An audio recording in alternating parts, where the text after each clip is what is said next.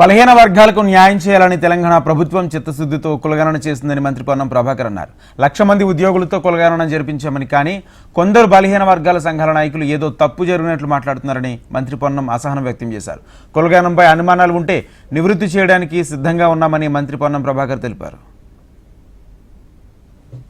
IAS అధికారులందరినీ వినియోగించి 1,00,000 మంది ప్రభుత్వ ఉద్యోగులను గ్రామాన ఇంటింటికి పంపి ఈ యొక్క సమాచార సేకరణ చేసి ఇలా ప్రజల ముందు ఉంచినాం. నేను ఇవాళ కూడా పత్రికల్లో చూసిన కొంతమంది బలహీన వర్గాల మేధావులు, కొంత బలహీన వర్గాలకు సంబంధించినటువంటి సంఘాల వాళ్ళు ఇదేదో తప్పు జరిగినట్టుగా మాట్లాడతారు. నేను అందులో పాల్గొన్న ముఖ్యులందరికీ విజ్ఞప్తి చేస్తా ఉన్నా, ఈ రోజు మధ్యాహ్నం రాష్ట్ర మంత్రిగా కంటే ప్రభుత్వంలో బలహీన వర్గాల బిడ్డగా లేదా సమాజంలో ఒక బలహీన వర్గాల బిడ్డగా మీ సంశయాలను తీర్చడానికి మేము ఒక ప్రతినిధి బృందంగా మీరు ఏడికి రమ్మంటే అక్కడికి రావడానికి సిద్ధం.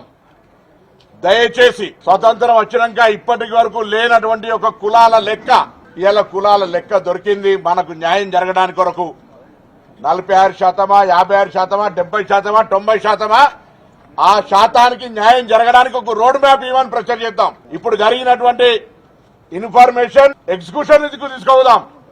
నిర్ణయం నివేదిక దాకా వచ్చింది. నివేదిక అమలు జరగడానికి కొరకు అందరం కలిసి ముందుకు పోదాం రమ్మని కోరుతా ఉన్నాం. ఇవాళ మీ అందరికీ కోరుతా ఉన్నాం, మీ అనుమానాలను నివృత్తి చేయడానికి మేముగా మీ దగ్గరికి రావడానికి సిద్ధంగా ఉన్నాం. దయచేసి ప్రెస్ కాన్ఫరెన్స్ పెట్టి పబ్లిక్ ను కన్ఫ్యూజ్ చేయడం, ఏదో కొంత రాజకీయపరమైన జోక్యం చేసుకోవడం వద్దు అని కోరుతా ఉన్నాం. ఇవాళ మనం ఒక ఉదాహరణ